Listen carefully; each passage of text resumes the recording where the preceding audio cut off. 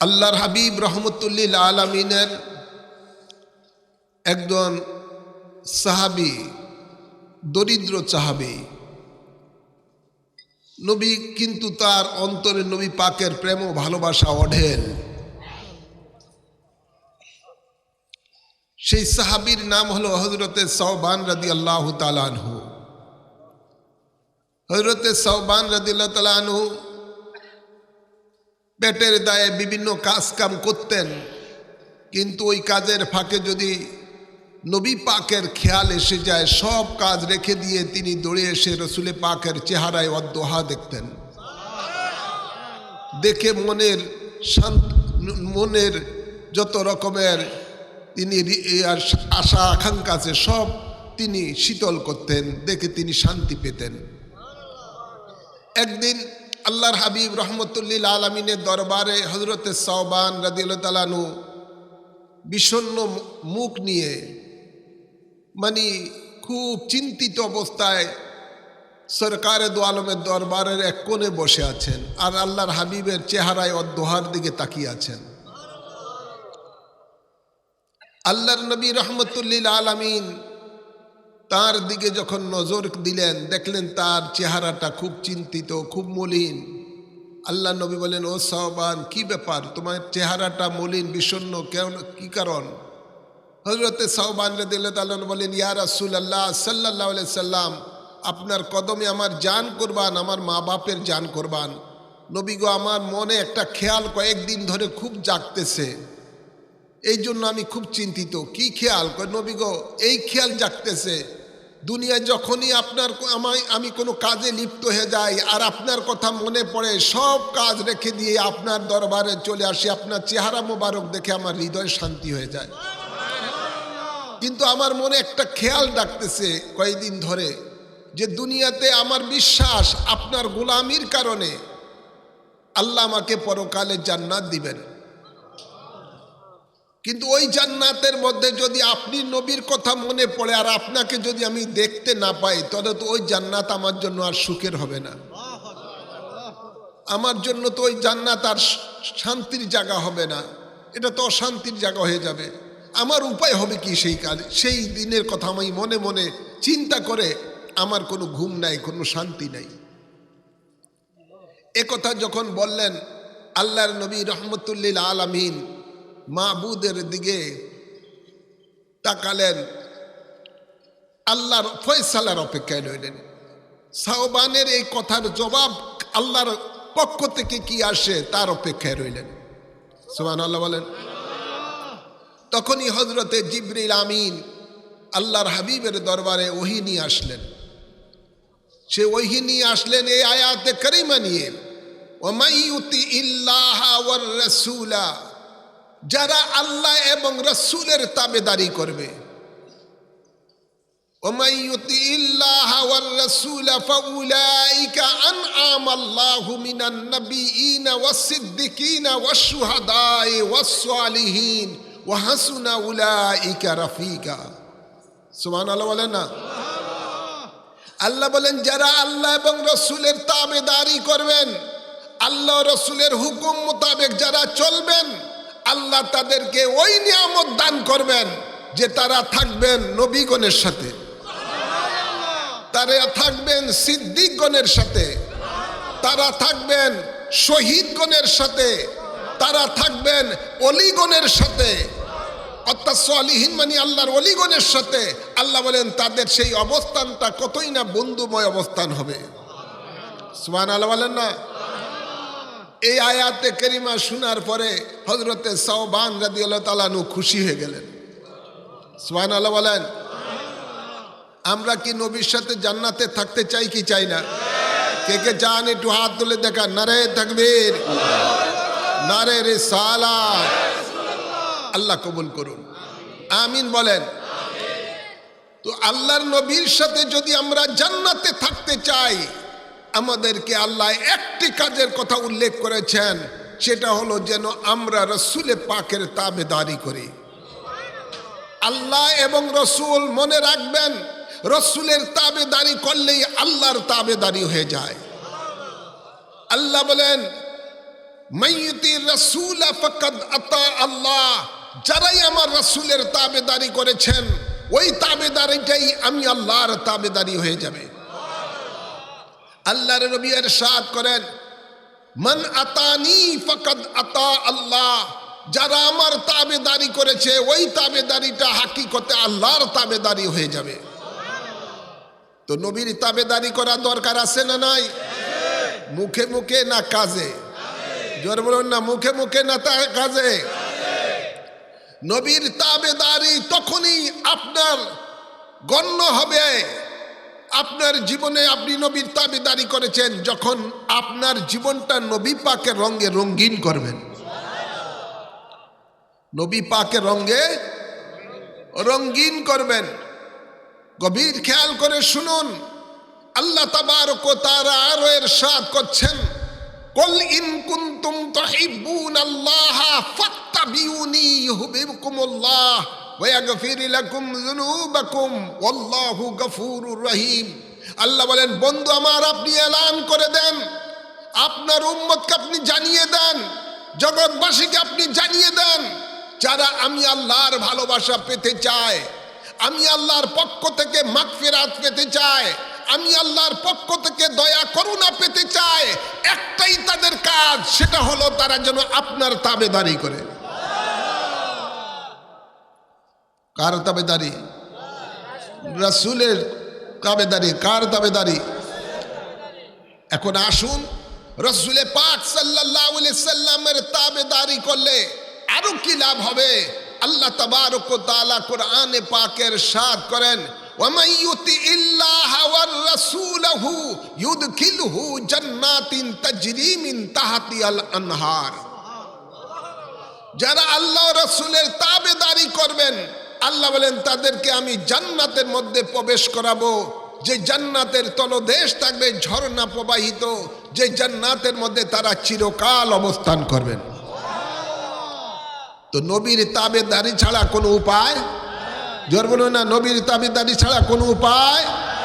কেউ যদি বলে আমি আল্লাহর তাবেদারি করব, রাসূলের তাবেদারি করব না, সে কখনো আল্লাহর তাবেদারির মধ্যে তার গণ্য হবে না।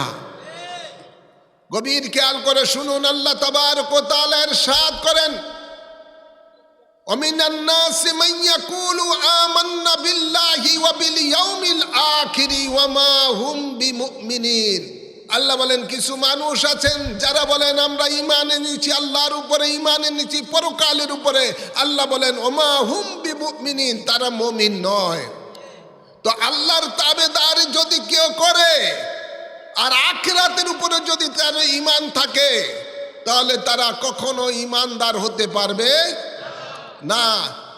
আজকে আমরা দেখতে পাই আমাদের দেশের মধ্যে যারা নবীর তাবেদারি মানতে চায় না, নবীর গোলামি যারা মানতে চায় না, ওরা নতুন নামে দেশের মধ্যে একটা পরিচয় তারা তুলে ধরেছেন।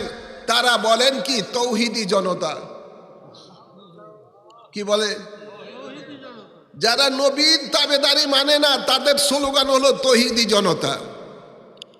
এই ব্যানারে তারা বিভিন্ন জায়গায় সন্ত্রাসী কার্যকলাপ চালিয়ে যাচ্ছে। নাউযুবিল্লাহ বলতেন না? আল্লাহর ওলিদের মাজার ভাঙ্গে, আল্লাহর ওলিদের দরবার ভাঙ্গে, আল্লাহর ওলিদের আপনার খানকা শরীফ ভাঙ্গে, বিভিন্ন ধরনের অপকর্ম তারা এই ব্যানারে করছে, যারা নবীর তাবেদারি মানে না।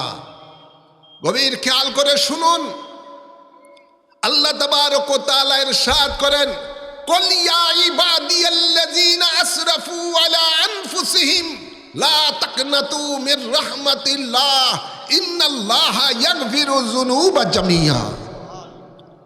আল্লাহ বলেন বন্ধু আমার আপনি বলুন, হে আমার গোলামেরা, নবীর গোলাম কারা?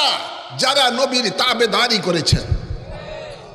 যারা নবীর তাবেদারি করেছেন তারা হলেন নবী পাকের গোলাম। আল্লাহ বলেন ও বন্ধু আমার আপনি বলুন, হে আমার গোলামেরা, তোমরা আল্লাহ রহমত হতে নিরাশ হইও না। সুবহানাল্লাহ বলেন না? আল্লাহ বলেন বন্ধু আমার আপনি বলুন, হে আমার গোলামেরা যারা নবীর তাবেদারি করেছেন, তাদেরকে আল্লাহ বলেন, বন্ধু আপনি তাদেরকে বলেন, হে আমার গোলামেরা, তোমরা আল্লাহর রহমতে নিরাশ হইও না, নিশ্চয়ই আল্লাহ তাআলা তোমাদের সকল গুনাহ মাফ করে দিবেন। আল্লাহ দয়াবান, ক্ষমাশীল। ভাইরা আমার, বাবারা আমার, এই জন্য আমাদের মহান মুর্শিদ সৈয়দ আবেদ শাহ মাদানী তিনি বলতেন এই ওয়াজের মধ্যে যে আমার ইচ্ছা, আমার মিশন, আমার ভীষণই হলো মানুষগুলিকে, রাসূল পাকের উম্মতদেরকে নবী পাকের গোলামির মধ্যে আনা। এবং সেই আমার মহান মুর্শিদের ডাকে ওই সময় অনেক আলেম ওলামা, সাধারণ মানুষেরা সেই সাড়া দিয়ে তারা রাসূল পাকের গোলামির মধ্যে এসেছেন। আর রাসূল পাকের গোলামির মধ্যে আসার প্রথম ধাপটি হলো মুর্শিদের উসিলায় রাসূল পাকের কাছে নিজের জীবনকে বিক্রি করে দেওয়া, নিজের জীবনকে বিক্রি করে দেওয়া। আর তার মধ্যেই ছিলেন অন্যতম একজন সেই নবীর গোলামির মধ্যে নবীর গোলামির মধ্যে শামিল হওয়ার অন্যতম সৈনিক হলো মাওলানা মরহুম আবুল হাশেম রহমতুল্লাহ আলাইহি। সুবহানাল্লাহ বলেন না। যিনি উনার মহান মুর্শিদের গৌসে জামান কুতবে জামান সৈয়দ আবেদ শাহ মাদানীর সোহবতে থেকে নবীর গোলামি কেমনে করতে হয় সেটা তিনি হাতে কলমে তিনি সেটা শিক্ষা লাভ করেছেন। সিরিয়ালে বলে ৭৩ নম্বর মুরিদ ছিলেন। যাই হোক, তো একটা কথা খেয়াল রাখবেন, সোহবতে সোয়ালে তোরা সোয়ালে কুনান, সোহবতে তোয়ালে তোরা তোয়ালে কুনান। বাংলায় কথা বলে সৎসঙ্গ স্বর্গবাস, অসৎসঙ্গ সর্বনাশ। এক জামানা বা সোহবতে বা আউলিয়া বেহতারাজ আদ সোয়া তোয়াতে বেরিয়া। আল্লাহর ওলির সোহবতে থেকে আল্লামা মাওলানা আবুল হাশেম সাহেব তিনি ওইরকম, তিনি আল্লাহর ওলির সোহবতে থেকেই তিনি বেরিয়া ইবাদত করে করে দুনিয়া থেকে গিয়েছেন। ভাগ্যের ব্যাপার, বাংলার জমিনে পীরের অভাব নাই, কিন্তু হক্কানি রব্বানি পীর এবং মুর্শিদ, সাথে সাথে আওলাদে রাসূল। আরো কি, যিনি শুধু পীর নয়, যিনি শুধু ওলি নয়, ওলি বানানেওয়ালা। আবেদ শাহ মাদানী এমন একজন ব্যক্তি ছিলেন যার সাথে আল্লাহর হাবিবের সাথে ডাইরেক্ট সম্পর্ক ছিল।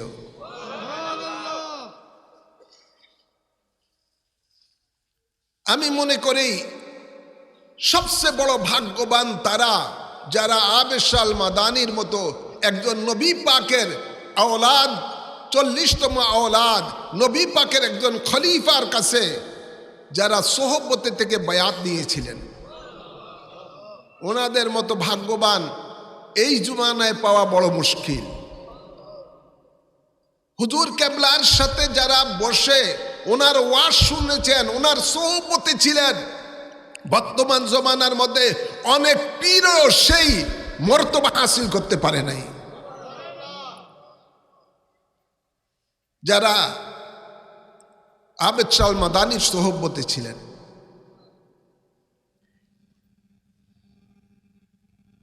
তো নবীর তাবেদারি কিভাবে করতে হয়, আবেদ শাহ মাদানীর সোহবতে যারা ছিলেন তারাই শিক্ষা সেটা নিয়েছিলেন।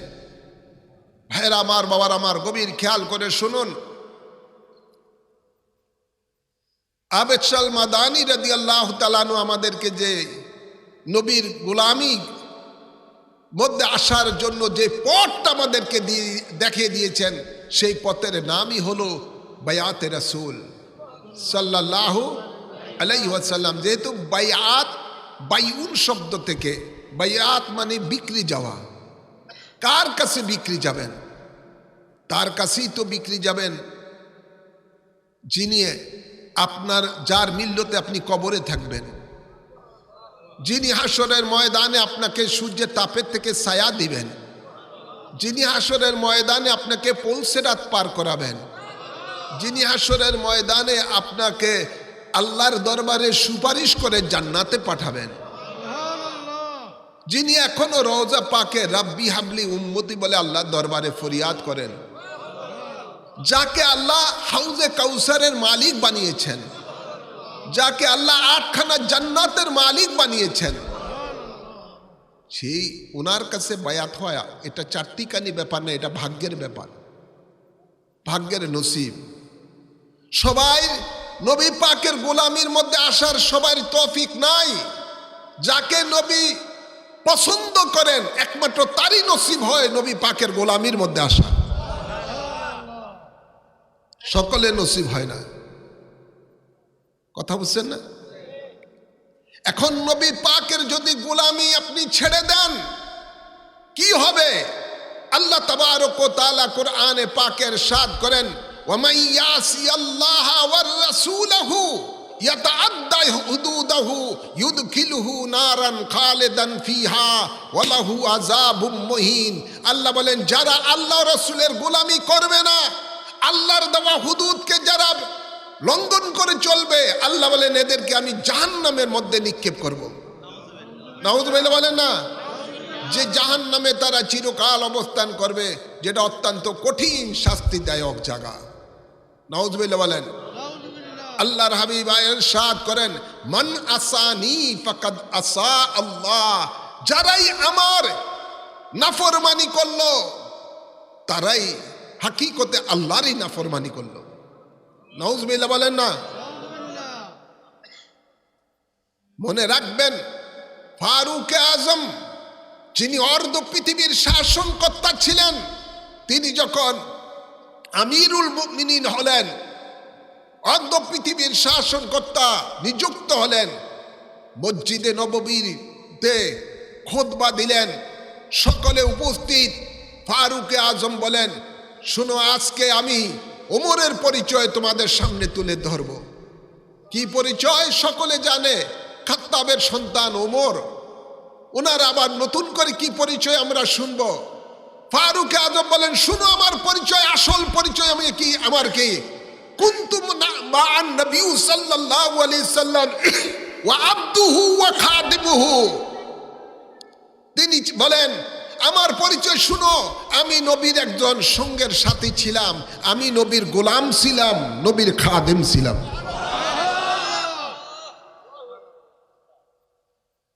যে ফারুক আজম নিজকে নিজ গর্ব করতেছেন যে আমি একজন নবীর গোলাম ছিলাম। হযরতে সিদ্দিক আকবর রাদিয়াল্লাহু তাআলা আনহু হযরতে বেলালকে উমাইয়ার কাছ থেকে খরিদ করে এনে আল্লাহর হাবিবের দরবারে এসে বলেন, ইয়া রাসূলুল্লাহ সাল্লাল্লাহু আলাইহি সাল্লাম, আপনার দরবারে আমি একটি আরজ করতেছি, আমি আবু বকরকে এবং এই বেলালকে আপনার দরবারের খাদিম হিসাবে কবুল করেন, গোলাম হিসাবে কবুল করুন। আল্লাহর নবীজি সেটা কবুল করেছেন। কবুল করার কারণে আল্লাহর হাবিব বলেন, আমি যখন মেরাজে গেলাম, জান্নাত পরিদর্শনে গেলাম, তখন দেখলাম আমার আগে আগে যেন বেলাল হাঁটতেছে, আমার আগে আগে যেন আবু বকর হাঁটতেছে। সুবহানাল্লাহ বলেন না? তো নবীর যদি গোলাম আপনি হয়ে যান, সত্যিকার যদি গোলাম আপনি হয়ে যান, নবীর সামনে আপনি সদা সর্বদা আছেন, সদা সর্বদা আছেন। যার কারণে আমাদের মহান মুর্শিদ সত্যিকার নবীর গোলাম হিসেবে গোলাম ছিলেন বিধায় তিনি ইন্তেকালের আগ মুহূর্তে বলতেছেন, তোমরা সবাই দাঁড়িয়ে সালাতু সালাম পড়ো, আমাকে রসুলে পাক এসেছেন নেওয়ার জন্য। আমি তখন আমাদের মহান মুর্শিদের এই বাম পাশে দাঁড়িয়ে খাটের মধ্যে ফ্যামিলি মেম্বার সকলকে নিয়ে যখন সালাতু সালাম পড়তেছি, মিলাদ পড়তেছি, নবীকে সালাম জানাচ্ছি, ওই সময় আমি দেখলাম আল্লাহর ওলি নিজে নিজে ডান হাত গালের নিচে দিয়ে রওজা মুবারকের দিকে ফিরে, কেবলার দিকে ফিরে তিনি তখন যেন নবীকে সালাম দিতে দিতে উনি চলে গেছেন। আমাদের মিলাদও শেষ, ওনার দুনিয়া থেকে যাওয়াও শেষ। তো নবী পাকের গোলাম যদি আপনি হয়ে যান, নবী পাক আপনার সব সময় সুখে দুঃখে আপনার পাশে থাকবেন। যার উপরে নবী খুশি, আল্লাহ তার উপরে খুশি। যার উপরে নবী খুশি না, আল্লাহ তার উপরে খুশি না। হাসরের ময়দানে আল্লাহর আরশের সামনে আল্লাহর হাবিব সেজদায় পড়ে কাঁদবেন। আল্লাহর দরবার, আল্লাহর রহমতের দরিয়ার মধ্যে তখন জোশ এসে যাবে। তখন আল্লাহ ডাক দিয়ে বলবেন, ইরফা রাসাকা ইয়া রাসূলুল্লাহ, ও রাসূল আপনার মাথা মুবারক, শির মুবারক জমিন থেকে উঠান। ইশফা, আপনি যার জন্য সুপারিশ করবেন তুশফা, সেটাই আমি কবুল করব। সেই দিন আল্লাহর কাছে আল্লাহর হাবিব বলবেন, আল্লাহ তুমি আমাকে ইজাজত দাও, আমার উম্মতকে নিয়ে আমার জাহান্নামে যেই সমস্ত উম্মতগুলি গিয়েছে এগুলোকে যেন আমি কি করে আমি সুপারিশ করে জান্নাতে পাঠাতে পারি। আল্লাহ তখন ইজাজত দিবেন, যাও বন্ধু, আপনার যাকে মন চায় আপনি তাকেই নিয়ে যান, তাকে জান্নাতে নিয়ে যান। এখতিয়ার দিবেন আমভাবে। তো ওই দিন যারা নবীর আপনার গোলাম যদি হয়ে থাকে, সেই দিন গুনাহের কারণে যদি তারা জাহান্নামেও চলে যায়, দয়াল নবী তাকে শাফায়াত করে জান্নাতে পাঠিয়ে দিবেন। এখতিয়ার থাকবে নবীর হাত মুবারকের উপরে। যাকে তিনি চাইবেন তাকেই তিনি নিয়ে যাবেন। নবী ছাড়া কোনো উপায়। দুনিয়ার মধ্যে ওই কাজী নজরুল ইসলামও বলেছিলেন, অনেকেই নবী চিনছে, কিন্তু আমাদের দেশে কতগুলো বদবক মৌলবী রয়েছে, মুনাফেক, এগুলো নবী চিনে না। অনেকে আপনার গজল গায়, নবী ছাড়া নাই সাহারা, জানো দুনিয়া ওয়ালা। নবী ছাড়া কোনো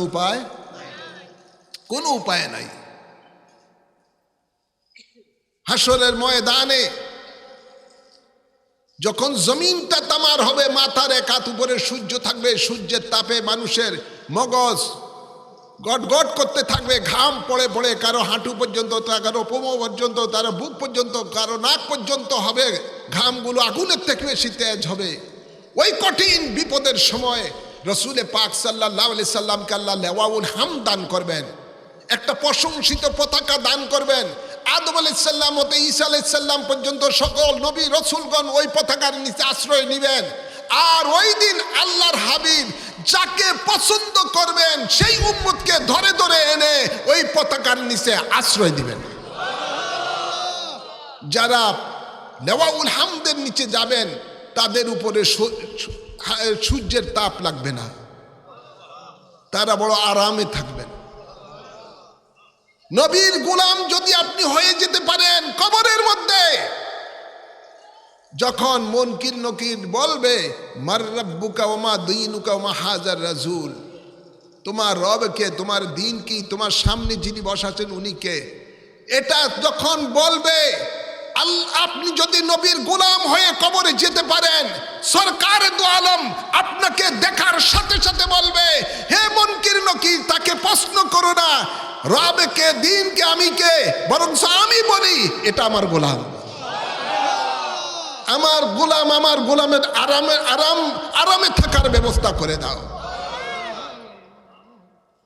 নবী পাক সাল্লাল্লাহু আলাইহি সাল্লাম যাকে দেখে বলবে এটা আমার, আল্লাহ বলবে এটা আমার। তখন ফেরেশতা বলবে, নওম কা নওমুন নুরুজ, তুমি ঘুমিয়ে যাও যেমনি ভাবে বাসর রাত্রিতে আরামে নবদম্পতি ঘুমায়। তার কবরের মধ্যে জান্নাতি ফরশ বিছিয়ে দেওয়া হবে এবং জান্নাতের হাওয়া তার কবরের মধ্যে চলতে থাকবে।